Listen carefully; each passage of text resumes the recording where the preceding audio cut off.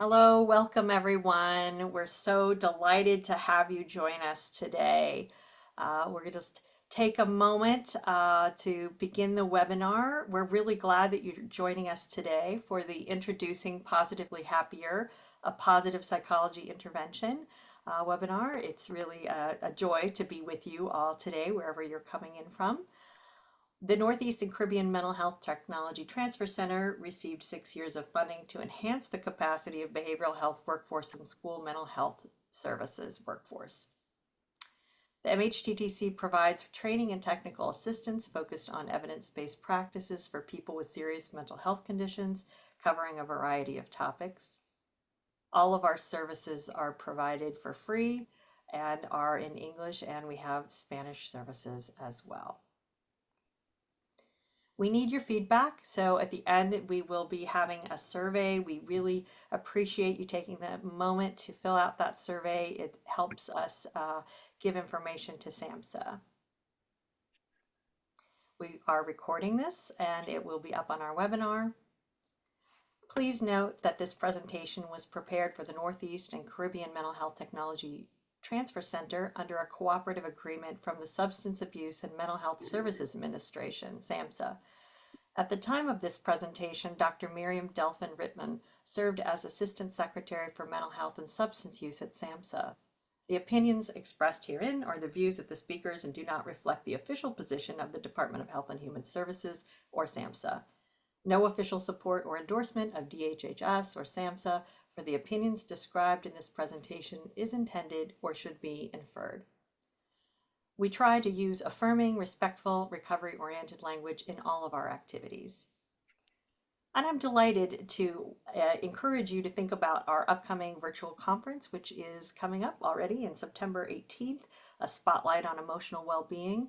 We're going to have some wonderful speakers, including one of our speakers today, Dr. Tony Zippel, and we'll cover such topics as self-care, organizational wellness, DBT, research approaches to mental health services, and motivational interviewing. And we'll have a school mental health track and service simultaneous Spanish translation and English Sign Language. So please join us. All of that is free. You can check it out using that link there. Let me tell you about our presenters today.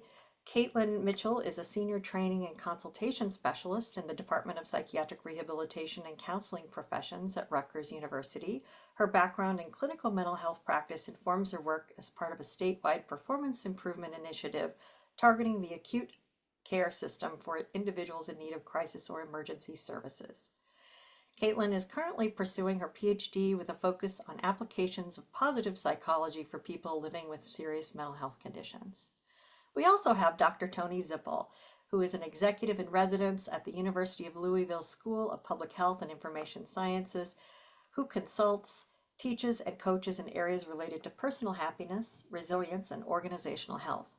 A licensed psychologist, he received his doctorate from Boston University, his MBA from the University of New Hampshire, and holds multiple certifications in positive psychology, happiness studies, coaching, and positive neuroplasticity. And I'm Michelle Zechner, an associate professor in the Department of Psychiatric Rehabilitation and Counseling Professions at Rutgers.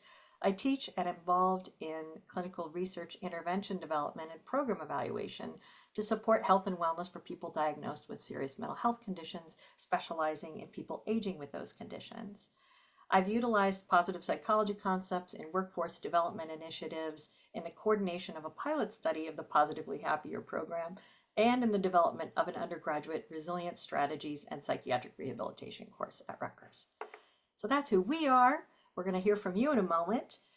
What we hope to accomplish today is tell you a little bit about the Positively Happier program philosophy, a little bit of an overview, give you some sense of the materials, structure, and strategies, talk about the implementation of the program and how that might look in different settings. And with that, I'm going to turn it over to Caitlin for our grounding activity. Thank you, Michelle. Good morning, everyone. So to get us started this morning, we're going to try one of the focusing activities from the Positively Happier program. This is a simple exercise that might help you feel calmer or more grounded, and it'll also give you a sense of some of the activities that are included in the manual. So I invite you to participate this morning to your level of comfort. This exercise is called 3 breaths, and it can help us let go of our distractions and focus on being here now. And so when you're ready, sit upright with your back supported and your feet on the ground.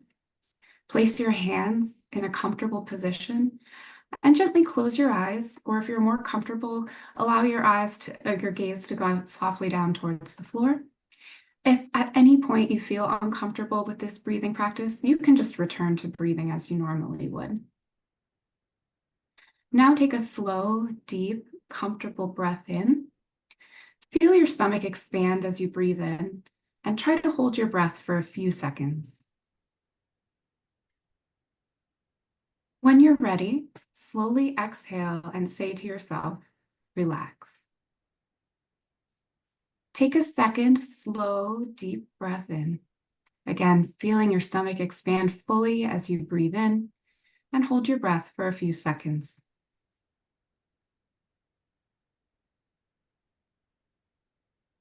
Then, as you exhale, say to yourself, I am here. Take a third, slow, deep breath in. Again, feel your stomach expand fully as you breathe in, and hold your breath for a few seconds if you can. Then, as you exhale, say to yourself, I am calm. Now let your breathing return to normal. And as it does, open your eyes and rejoin the group. A moment just to reflect on how that experience was for you. I'm going to ask some questions, and you can feel free to enter your responses in the chat. First, what did it feel like for you to focus on your breathing?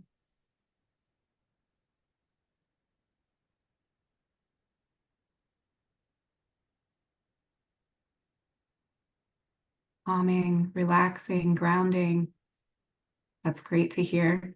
Slowed your mind. What other phrases do you think might be helpful to use, either along with or instead of the ones we used today, which were relax, I am here, and I am calm? Release, I'm okay. Thank you for my life, I'm safe. These are great, I'm present. And finally, when do you think it might be helpful for you to use a breathing practice like this?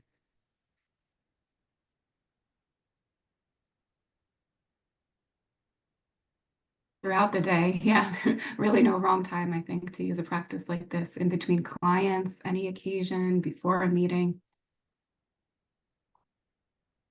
Well, that's great. I'm glad you all had a good experience. We thank you for your participation in the exercise and your feedback. And I hope this sense of calm remains with you as we continue through the webinar this morning. Thank you so much, Caitlin. And just as a hint, this activity is actually one of the activities that's included in the Positively Happier manual. So we wanted to give you sort of that experiential moment of some of what is included in the manual.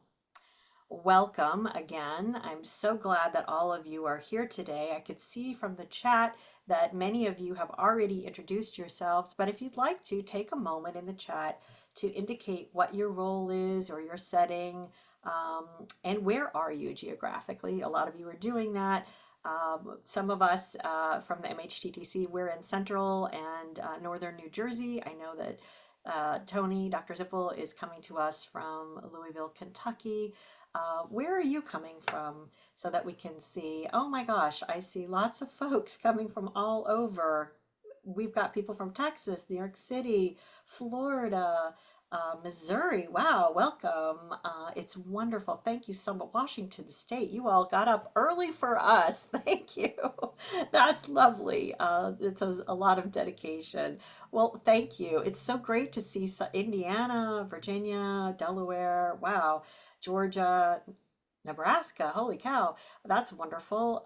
Oregon, South Carolina, wonderful. Well, thank you all so much. Idaho, oh, Boise, wow.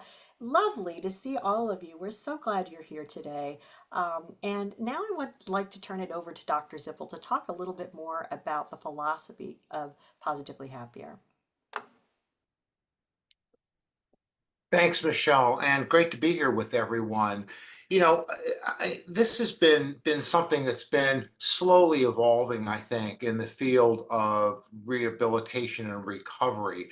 There's a really large and growing base of information about positive psychology and the impact that it has, helping us to have higher levels of emotional well-being, psychological well-being, physical health, life expectancy. But so much of that information has never made its way into the field of recovery and psychiatric rehabilitation. And I think that's sad for two reasons. One is because we've got a large base of research that says it really works. And if we think this is really helpful in the general population, why wouldn't it be helpful for people with disabilities or people in recovery? The second thing is that it is also a non-stigmatizing construct for doing this kind of work. We've been concerned for a long time as a field, I think, about the issue of stigma. And as empowering as rehabilitation is and recovery is, they're still centered around separating people out who have special illnesses, and we're going to do special things for you for your special illness or disability. Working on happiness is something that's universal. It's something that all of us have an interest in and all of us want to do. And so we can all learn to be happier. And by learning to be happier, we can improve every psychological outcome, emotional outcome, and physical outcome. So I think that happiness ought to be a legitimate and primary goal for all of us in the work that we do with our clients as well as in our own lives. Shall we do the next slide? So as I said, it starts with the assumption that every person wants to be happier and deserves to be happier. I just finished a session in Lancaster, Pennsylvania, and I asked the question for the group, who in the group wants to be happier? And every hand goes up because no matter how happy you are today, wouldn't it be better to be a little bit happier tomorrow, right? So we all want and deserve to be happier. It's a good in and of itself, something that we all want to do. And as I mentioned, it also has great implications for our physical, psychological, and emotional health. It improves outcomes, doesn't fix everything, doesn't solve all the problems in our life, but it makes it easier for us to deal with all of those problems. It doesn't solve all of our physical health problems, but it makes it easier to deal with those physical health problems, increases immune response, increases our ability to deal with those challenges in front of us. And in and of itself, it's not recovery, but it makes recovery more possible. It makes it easier. It gives people higher purpose around that chase for recovery, a desire to be happier. So it's a process and not a destination. The other thing that I think is important in this and in all the work that we've done around this is that we start with the assumption that being happier is dependent on the choices that people make. We know that about 50%, and this is based on work that Sonia Lubomirsky has done, about 50% of our level of happiness is the choices that we make. About 40% of it is genetic, and most of us can't do too much about that. I know that all of my dour German ancestors on both sides of the family impose some limits on my own personal happiness. But if I can control and manage 50% of it, if I can make choices in that whole other half of my path to happiness that's going to move me towards a higher level happiness, that goal of being happier, man, that's big. If you had 50% odds of doing better and you were playing the tables in Atlantic City, you'd be there day in and day out. It's a really big opportunity to win. And one other thing I think is worth mentioning, specifically about the manual. You'll hear a little bit more about how it's organized, but one of the things that we wanted to do in it is to give lots of strategies for being happier. And there's nothing that we talk about in the manual that works for everyone. But everybody I think that you'll work with can find something in that array of interventions that's going to really connect for them so that everybody not only can make a choice about being happier, everybody can find practical, workable, research-based strategies that will help them get there, even though any particular strategy isn't necessarily the right strategy for everyone. But we think there's enough choice in it that everybody can find something that works for them.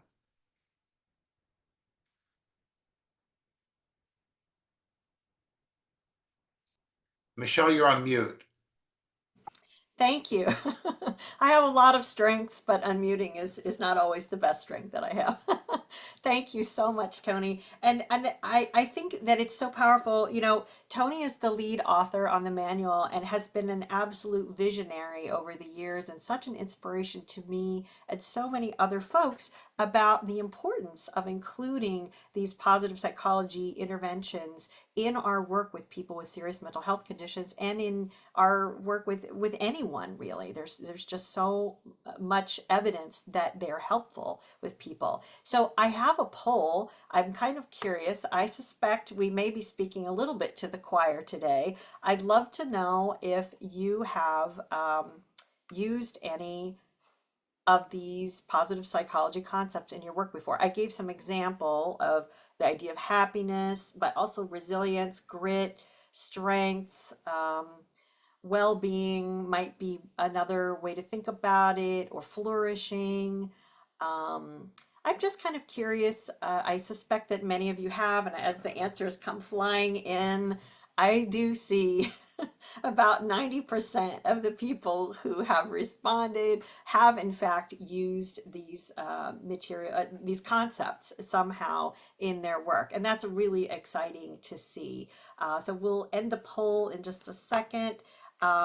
But I see that people are also savoring and gratitude. Lovely. Yeah, some other great examples of that. And I always turn to, maybe you all are familiar with this too, the Greater Good Science Center at UC Berkeley has some lovely concepts for different applications. But thank you very much. I'm going to end the poll now. Looks like we've got about 92% of the folks who answered have used some of these concepts. 2% said no, and 6% are unsure. Thank you for participating in our poll. And I will share the results. You can see how that the breakdown of that is. All right, so let's talk a little bit now about the Positively Happier manual. There are 15 sessions in the manual. We're really excited. I love the manual. I think that the activities, the experiential component was so powerful. It really gave everyone and gives people an opportunity of the tools and skills they might need to build their happiness. To think about it, you know, I always think about happiness as sort of like roller coasters, balloon rides, and carnivals. But really, when you dig into it, right, and into the science, there's so much more to it. It's these small actions that we can take every day that build sort of more of a sense of meaning and purpose and joy and connection. So our manual is 15 sessions. The topics include things like an introduction to happiness and to the program. What are the foundations of happiness? Exploring personal strengths, identifying those in ourselves and others. Thinking about mindfulness and connection, meaning and purpose. Also noting happiness and physical self. Tony mentioned that briefly, but there's so much evidence that things like nutrition, exercise, sleep, and touch are really critical for our sense of happiness and well-being. Also leaning into some of the intellectual components and uh, pieces of how we feel happier, thinking about developing our curiosity and a sense of grit and stick-to-itiveness. Also thinking about happiness and our relationship with ourself. Are we kind? Are we self-compassionate with ourselves? Those relationships with others, our social connections, so powerful. There's so much evidence that our relationships are predictive of our feelings of happiness. Also, looking at emotional self, things like gratitude and kindness, building happiness habits, which is so important. And we use the framework, which you may have heard, called WOOP, which is wish, obstacle, outcome, and plan. And that is really a fun way to think about how to build the happier habits into everyday practice, which I think is really, again, what I find so helpful and different about this particular program is the experiential part of the group, which is, similar you actually do practice things in the group, and then you're invited to try those things out in the week or weeks between one session and the next. We do use a facilitator script, so there is a script the facilitator can use to follow and orient and engage participants. The content's been written, we aimed for about the 6th grade reading level, and it includes many open-ended questions and opportunities for discussion. We got some feedback, so we did pilot a version of the manual. We got a lot of wonderful feedback, and one of the important pieces of feedback was to try to make the reading level a bit more accessible, so we tried to do that. And each session includes a participant handout that's built into the session. So it's about 6 to 8 pages each session, and that includes 1 page of a participant handout that can be reviewed verbally or provided directly to the participant. It just takes a lot of steps to work on building greater happiness, and those research-based ideas and practices that Tony mentioned that have been studied and used and effective in a lot of different populations. Things like practicing gratitude, like thanking someone or making sure that you thank multiple people in the day, or making sure alternately that you get enough sleep, that you focus on your sleep, because there's a direct correlation between sleep and happiness. Maybe you know this from your own life. I know that this is true for me. um, Also, things like practicing self-compassion.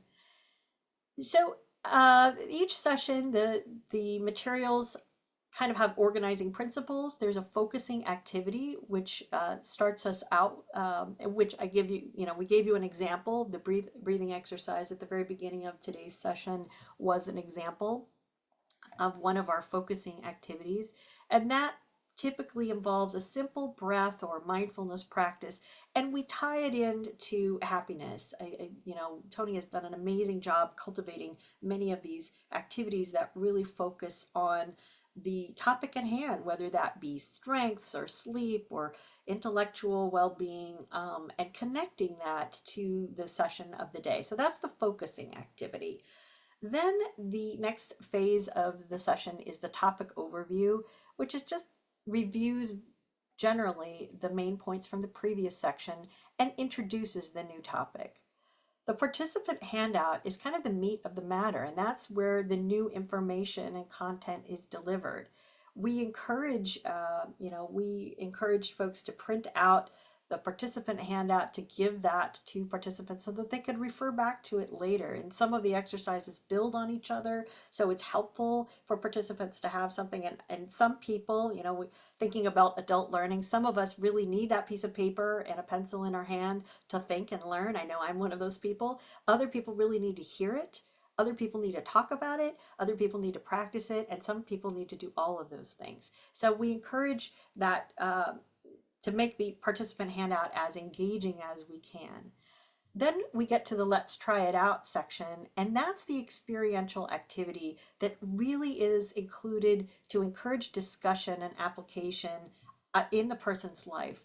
I'm just thinking about the let's try it out. One of the activities is to think about all of the people that you interact in a day that it creates a positive feeling. So we ask participants to think about, and it's a great activity for all of us to think about, who do we interact with in a day, and where are those positive interactions. And what often happens is we find that there are a lot more interactions than we notice because we don't always notice them. I always give the example, my husband always gives me a hard time, but when I'm at the grocery store, I'm like, hey, how are you, to the clerk, how's it going? Those are positive interactions, and it's a tiny thing, but when we build those up and we notice them, that can really improve our mood. It can help us feel happier. So that's an example of the let's try it out. Then we offer a practice on your own. And that's just a simple strategies that we offer to encourage participants to try something out at home between the sessions that relate to the topic. You all will laugh because this used to be called homework. Guess what? People hated it. We got lots and lots of feedback. I mean, I'm in education. We talk about homework all the time with my students. However, adults do not love that topic, particularly people in, a group or, trying to think about happiness. It does not bring them happiness. I understand. So we called it practice on your own. And then in the last phase, it's the session wrap up. And that is really sort of a quick summary of what we learned in that session, and then a breathing practice tailored again to the topic to kind of end the situation, end the whole session, and asking people to reflect on what they learned in that session. Of course, we need good facilitation strategies, such as creating an encouraging and hopeful environment, asking open-ended questions, kindness and empathy, and working to link those participants. It can be very, very helpful. I will say that although anyone can and should be using the materials, we had an eye to folks who'd used some kind of intervention with people in the past. And if someone is a new facilitator, it would certainly probably be helpful to get some clinical supervision about strategies for good group management, etc., or individual management. So let's talk a little bit about the content.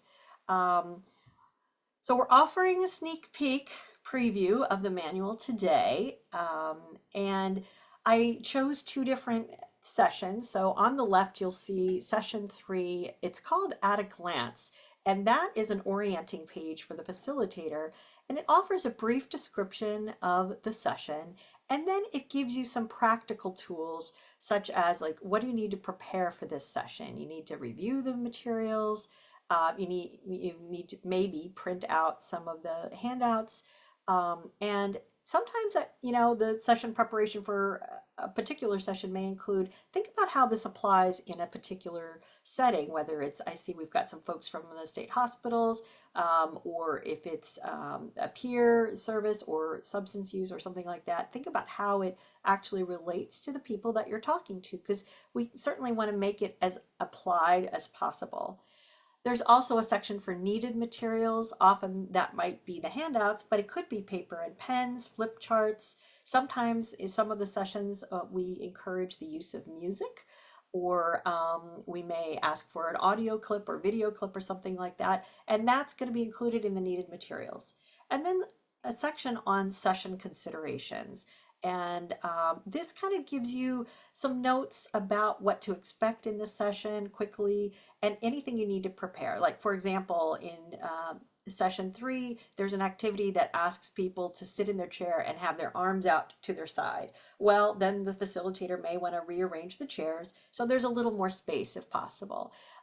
And some sort of hints and strategies to overcome any potential challenges for that particular session. I know I've run a lot of groups, both inpatient and outpatient and in wellness centers. So I know that you don't always have a lot of time to prepare for a group.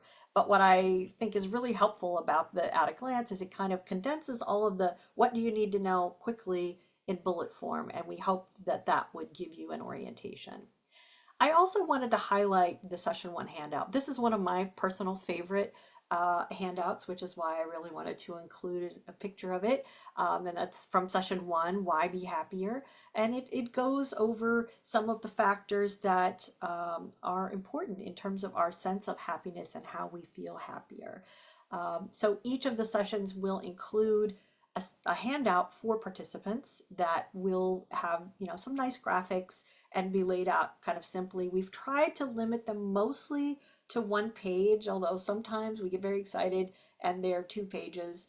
Yeah, so that gives you kind of a sense of what some of the materials look like. I'm going to turn it over to Caitlin now for thoughts about implementation. Thank you. So I'm going to speak now a little bit about how to implement the Positively Happier program and what it might look like in your particular setting. First, I want to emphasize that no two settings or even two individuals are the same. So it's important for you to consider the unique needs of your participants and your setting. So while we're making some recommendations for how to implement the Positively Happier program, it is okay for you to make some adjustments based on what will best serve your participants. So Positively Happier can be delivered in individual one-on-one sessions, or it can be delivered in a group format. We recommend not having a group size larger than 8 participants, but again, this may vary depending on the individuals in your group. You might find that having 8 participants is too many to allow for meaningful engagement with the material. So this is something that you'll need to consider beforehand when you're starting your program. Whether you decide to move forward with individual or group format, it's important to remember that Positively Happier is not designed as a therapy program or replacement for mental health treatment. So the sessions are more educational and applied in nature rather than therapy groups which the participants might have experienced in the past. But because of this, you might choose to use an open group rather than a closed group format since the program isn't therapeutic in nature. An open group format would allow participants to join at any time throughout the program, rather than requiring that all the participants choose to join at the beginning. You might also consider having one facilitator run the entire program, or using teams of 2 who could either co-facilitate each session or alternate sessions.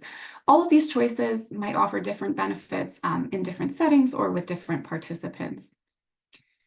Each of the sessions in the Positively Happier program has been designed to take about an hour. This includes all of the activities that Michelle just told you about as part of the structure of each session, as well as the opportunity for participants to ask questions or offer reflections on the material.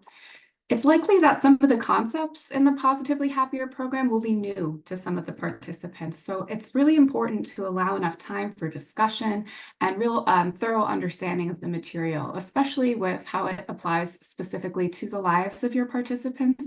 So offering those relevant real-world examples may help the participants connect more personally to the information. We recommend completing one session of the Positively Happier program each week. As I just mentioned, it is okay to take additional time to explain the material. Depending on the needs of your participants, you might need to break up the content and cover it in more than one session, especially if the ideas are particularly unfamiliar or challenging. It's really more important to make sure that the pace of the program meets the needs of your participants. Another strategy you might consider, and what we saw in our pilot with the agency that helped us, is offering review or process meetings in between sessions. This can be done individually or as a group, and it would really serve as a refresher on the material, an opportunity for deeper discussion and understanding of the concepts. And it can also serve as a check-in for how that practice on your own activity is going, and figuring out if the participants need any reminders or additional support or adaptations around that activity that they're practicing between sessions. In other settings, such as inpatient, where the activities tend to be a bit more condensed, you might offer 2 sessions per week. Again, it's going to depend on your specific setting and the needs of your participants. And finally, we recommend following the session sequence that is presented in the manual. So we really worked hard to design a step-by-step introduction to concepts from positive psychology, and each session builds on information and skills that were included in the previous sessions. We do include a review of pertinent information when it's needed for a given session, so that if somebody did miss a session, they'll be oriented to whatever they need. But we really feel that following the manual in the order that it's written will help the participants have a deeper and more cohesive understanding of the material. So after you've made the decisions about the format and the schedule for the Positively Happier program in your setting, there are some additional strategies and tools that can help you succeed. One of these is using a session checklist as a fidelity measure. So this is a useful instrument for facilitators to help them keep track of the structure of each section, making sure that they're completing all of the components. And it also allows facilitators to know any successes or challenges that they encountered as they're implementing this new program. Another strategy for the successful rollout of the Positively Happier program is to consider using evidence-based implementation frameworks. One of these is the EPIS framework, which stands for Exploration, Preparation, Implementation, and Sustainment. So the EPIS framework is a widely recognized model for guiding the implementation of new practices in a variety of settings, including behavioral health programs. It begins with the exploration phase, which would include assessing the specific needs of the population that you serve, engaging with staff and other key stakeholders to gather their insights and increase buy-in. You might also want to address how the philosophy of the Positively Happier program, which Tony went over, aligns with the mission and the values of your agency and setting. Next, the preparation phase involves developing a really detailed plan that would address resources that you need, training for staff, really setting up the infrastructure to support the Positively Happier program, as well as planning for how to address any barriers that may arise, which does sound a little bit like that WHOOP strategy that Michelle mentioned, where you're planning for the outcome and the obstacles. The third phase is implementation, which is the actual rollout of the Positively Happier program according to your plan. So this includes any ongoing training and support to the staff involved with the program, as well as making adjustments as they're needed as you go along. And the final phase, sustainment, is working towards continued integration of the program into the agency's standard practices moving forward. Another implementation framework, which you might be familiar with, is the Plan, Do, Study, Act, or PDSA model. The PDSA model is a cyclical approach used for continuous, so ongoing improvement in implementing new programs or changes in behavioral health settings. So it starts with the plan phase. Again, this involves identifying the problem or gap, setting goals and objectives for what you'd like to accomplish, outlining the steps to implement the program, and then determining how you'll measure the success of the program. So thinking about things like, what data will you collect? How will you assess any changes that have occurred, whether they're positive or negative? In the do phase, the program is implemented on a small scale. So the focus is really on testing the plan in practice to identify any challenges or barriers. Then during the study phase, you review and analyze the data that you collected and solicit feedback from stakeholders such as the participants and the facilitators of the Positively Happier program. And finally, the ACT phase relies on the insights from the study phase to help you refine and improve the program. You can make any necessary adjustments and then begin planning the next cycle of the program based on that information. Now, when evaluating your Positively Happier program, you may want to consider looking at things like happiness, hope, quality of life, self-efficacy, and even participant and facilitator satisfaction, because we do expect that the facilitators will have a good time engaging in this program, but they also might benefit as well from learning some of the skills and practicing those happiness strategies. The University of Pennsylvania Positive Psychology Center has a repository of questionnaires that may be helpful. So links to supplemental materials for the EPIS framework, the PDSA model, and the UPenn Positive Psychology Center will be included in the additional resources slide from this webinar. And next, we'd like to share some feedback from an amazing organization, CCC Housing, which is a provider of supported housing in New Jersey. CCC tried out an earlier version of the Positively Happier program in their setting. We helped them with a program evaluation of that experience. And as Michelle mentioned, they gave us great suggestions about refinements to the program. So now you'll hear from one of the incredible facilitators as she reflects on her experience with the Happier program. Hello, everyone. My name is Maggie, and I work for CCC Housing. I co-facilitated the Happier groups at one of the locations that CCC owns in their community room. The groups lasted for about an hour and a half, and the participants, their age range was between about 40 to about 69 years old. These participants have been in and out of groups majority of their adult lives, and have felt in the past that they have received everything that they could have possibly gotten from their previous groups. Which brings me into the first thing that I really enjoyed about the Happier study, which is regardless of diagnosis, the manual could be used as kind of like an extension to additional treatment. It's not just a treatment to be used instead of the normal psychoeducation or symptom reduction groups. It's a group kind of to take you beyond. It really focuses on the mental, physical, emotional, and health aspects of wellness altogether, which is really enjoyable. And most groups, I feel like, don't necessarily do that. Another one of the things that I really enjoyed about the Happier group was one of the assignments that the participants participated in. It was called the Circle of Connection. The participants would create a circle and they would list the people that they would interact with basically on a daily level or on a day-to-day basis. No matter how big or how small, you could include maybe the barista from your local coffee shop.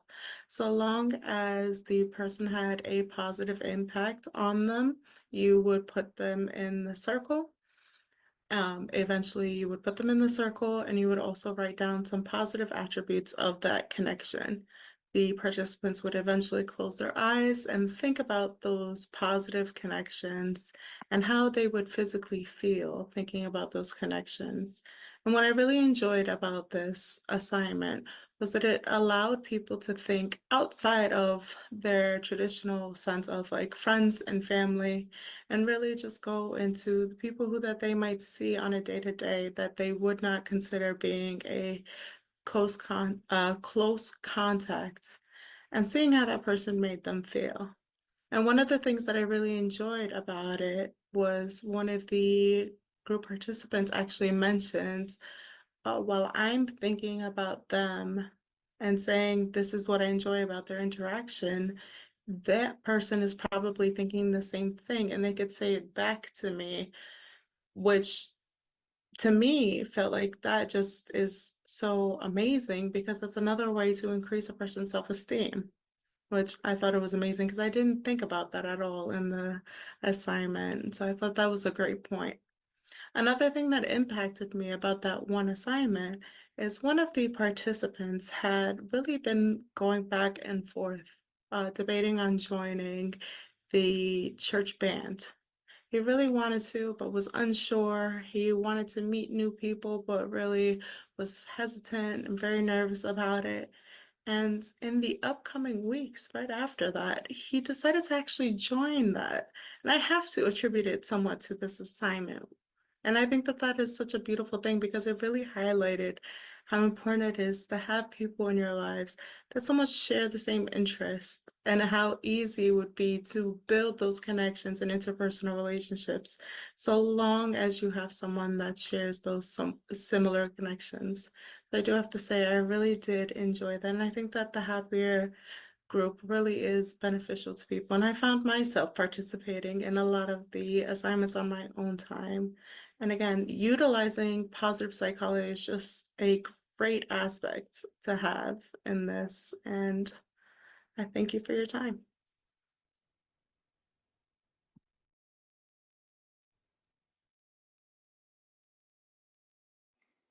Yes, it was really great to hear from Maggie and her experience using the materials and also with the participants. I love that she brought up the example of social connections because, you know, there is this epidemic of social isolation that we all are facing and has such an impact on our happiness. So I hope that you enjoy that as well. I think this covers a little bit of where Caitlin went, but you know, we were thinking about Positively Happier and how it could be utilized in diverse settings. Thinking about participants, you know, it could be helpful in a group because groups are so well, they're the way that many of us in behavioral health settings offer services, right? Our groups as a cost-effective way, but it's also a great way to enhance social connections for people. They also can model, you know, model for one another and experience and see what other people are doing. So groups are really helpful, but some people do not respond well to groups and prefer an individual tailored sort of intervention, and that would really be benefited. You know, it would give a deeper discussion ability, also maybe more appropriate for people who have more specific needs that are unique or different, you know, someone who's experienced a lot of trauma or substance use or maybe speaks another language. So there are considerations when you think about how you would offer it in a different setting. The facilitators definitely could be sort of a range of folks. In our pilot, most of the folks who, and I think some might be here today, hey, Triple C, um, many of the facilitators had a bachelor's degree in some type of mental health background and had worked in the field for a little bit. Not a lot of group experience. Some of the facilitators were master's prepared. I think peers definitely. I think, I always think I've done a lot of work in hospital settings, and I was sort of thinking who would be sort of an ideal delivery kind of facilitator. And I think it's really anyone who has a hopeful attitude, who really wants to engage people and connect with people. But I could totally see rehab staff, case managers, social workers, psychologists, counselors. I think even chaplains would be a wonderful, or even folk rehab, supported employment folks, because when you think about employment and the connections that we make and need, it's really, really relevant there as well. So anyone really could be a facilitator of the material with some support. You may need to consider the adaptations if you were to use this material in your setting, thinking about housing. One issue that we learned having piloted in a housing setting is that some people weren't always comfortable with their neighbors knowing their business. So, that might lend itself to sort of a different way of thinking about it. Or it could mean that you include more examples about housing and how does housing relate to happiness. So thinking about that application of the particular setting and the person. Also, I think that additional adaptations might be helpful thinking about substance use. So for folks in recovery and 12-step programs, including that language in the sessions, I think would bolster it, would make it more meaningful, would make it more relevant for the individuals. That's not to say that, it wouldn't be relevant as it is, but just sort of try to think, how different folks would use this. I've delivered groups in inpatient, outpatient, in wellness centers. I've done a lot of groups, and sort of thinking about how you know who you work with. Some folks may have a little more challenges cognitively, and so you may need to take a slower pace at things, or they maybe some literacy issues. So you may have to consider that. And Caitlin gave some great examples of inpatient modifications that might be helpful, like having a couple of sessions a week, or, in the pilot, one group tried out having, a session, and then a follow-up session was really just to sort of apply the learning to their lives. And I thought, well, that's a pretty cool adaptation, which could be used as well, is to sort of, let's just have an informal group where we talk about what we talked about, and how that would look like in your life. If you're thinking about social connections, have you been thinking about your social connections? What happened yesterday? What happened today? Who were the social connections that you connected as well? So you may need to consider the primary function of what you do. I saw in our chat we've got folks, justice involved as well. That may look very different in terms of how do you get your social connections? What does that look like? Folks working with children or youth, that might also, just the setting may lend itself to slightly different vocabulary. But the concepts, I think, are very, very applicable and universal, as Tony has said. We tried to make sure that the examples and information would be relevant to people experiencing mental health symptoms and challenges with social determinants of health, like poverty, housing challenges, stigma, and discrimination.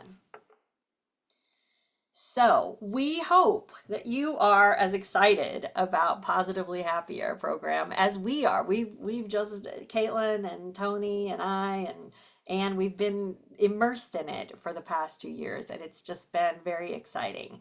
But we'd also like to tell you about a research project opportunity. We are seeking organizations who'd like to implement the program at their site and participate in a formal program evaluation. This research will include the manual, additional training, and implementation supports at no cost. We would ask that organizations commit to using the materials at their location, tracking and recording outcomes, sharing de-identified data with us. Then we'll evaluate that and analyze it and offers summary information to each organization about outcomes at their location and a summary of the overall project. If you'd like to participate in this research opportunity, please complete this Qualtrics survey using the QR code on the screen. If you'd like to be notified when the manual is available, please complete the Qualtrics survey on the screen. So the Qualtrics survey basically has two questions. It says, would you like to be notified? We've been working very hard on the manual. We're very hopeful it will be ready soon. And the Qualtrics survey says, would you like to be notified when it's available? Yes, no. Would you like more information about the research opportunity? Yes, no. So we invite you to take our survey. We will not share your information. You do have to provide your name or and an email so that we can reach out to you. That's really to help us keep track. And we will be following up shortly about the manual and the information. So I don't know if there are any questions. Oh, okay. Could someone put the link? Thank you so much. Kati is just putting the link to the Qualtrics in the chat. So you can either use your phone to do that, or we've just dropped that in the chat. Okay, very cool. And then let's see. Now's our opportunity for questions and answers. We've got the amazing Dr. Zippel with us, Caitlin and myself. We'd love to hear any questions. I know a lot of you have questions about the manual. I think I've gone over that. But are there any other questions about the content, about the process, about positive psychology use in the population that you are curious about? We'd love to hear from you. So Michelle and presenters, there is a question. I work with LGBTQIA Two-Spirit plus youth ages 13 to 24 who have housing instability, high levels of trauma, substance use, and isolation. What recommendations do you have for facilitating this to a group like them?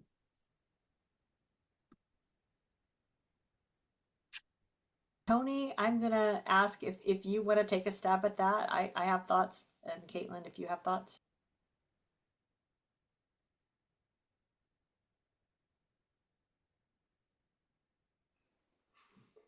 Tony, can you hear us? Tony may have.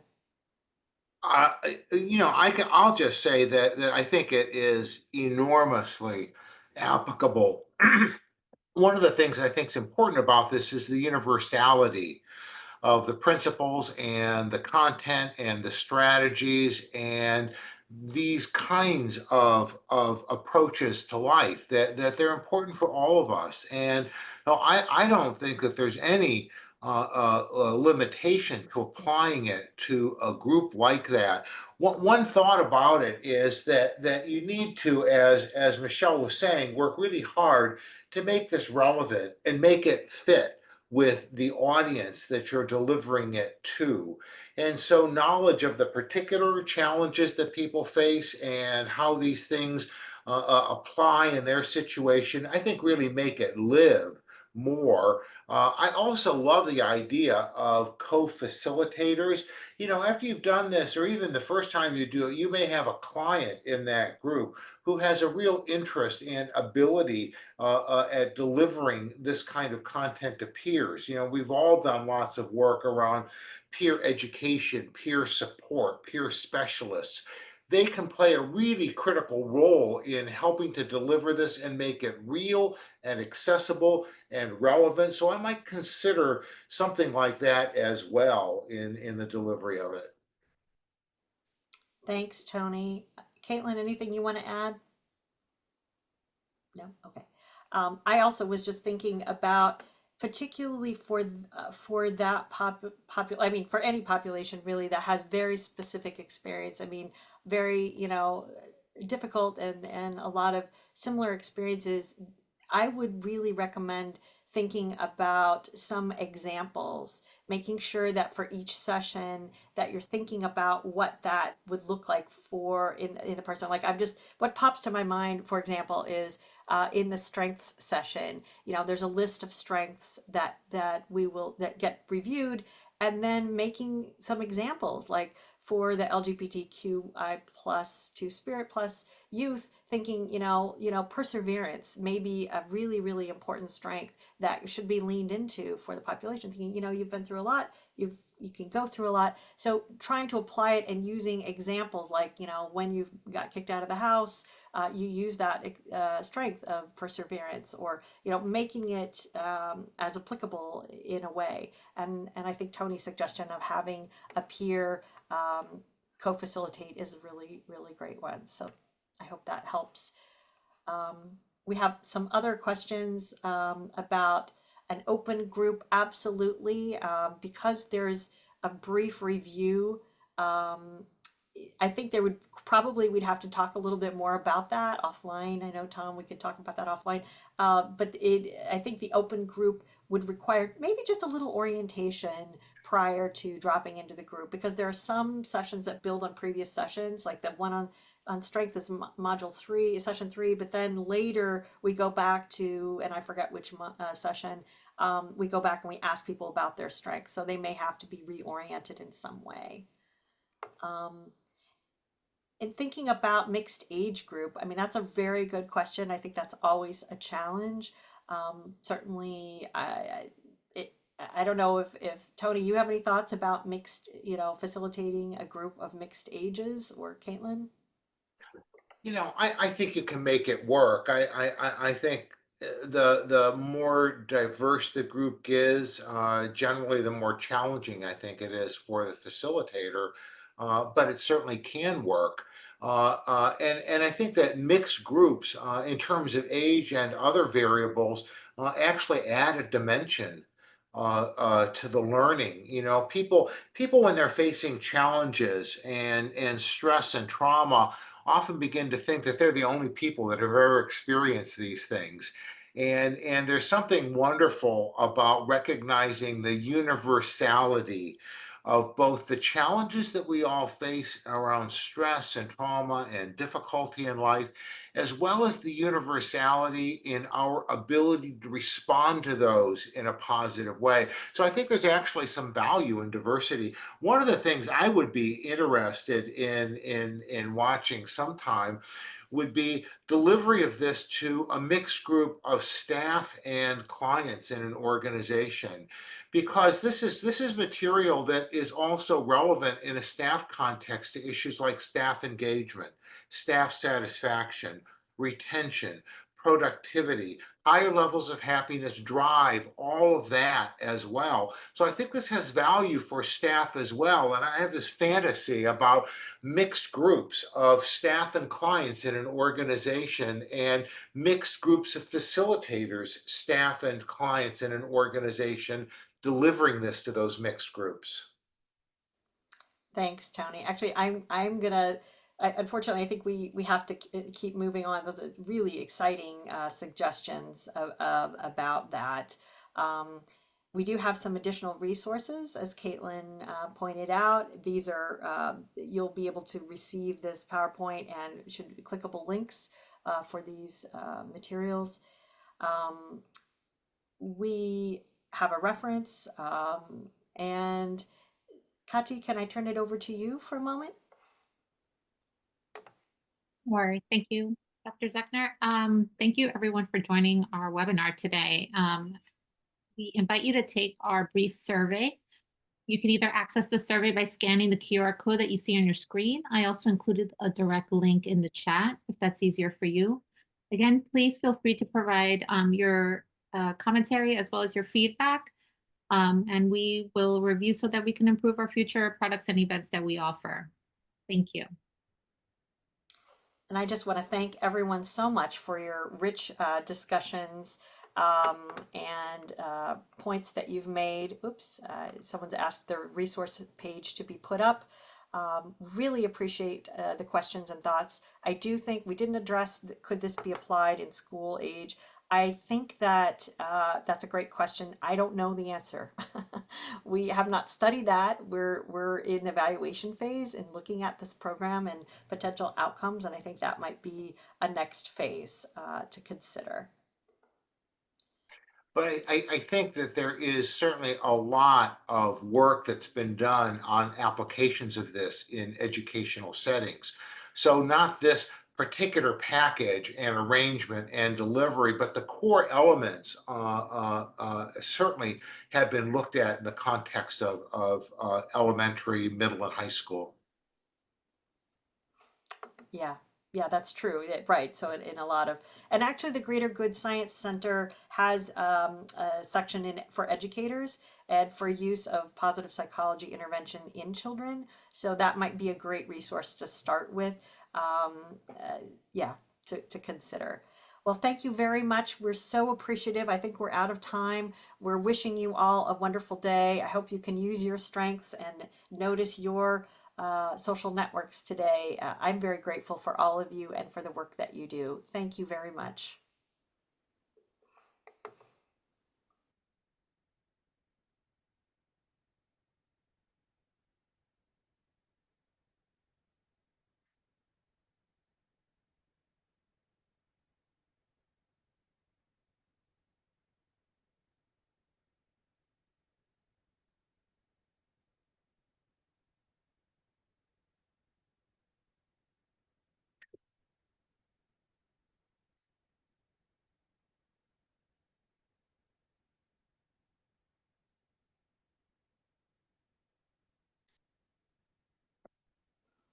Thank you, Dr. Zippel and Caitlin. Appreciate your time. I'm going to end the webinar now. Goodbye. See you later. Bye-bye.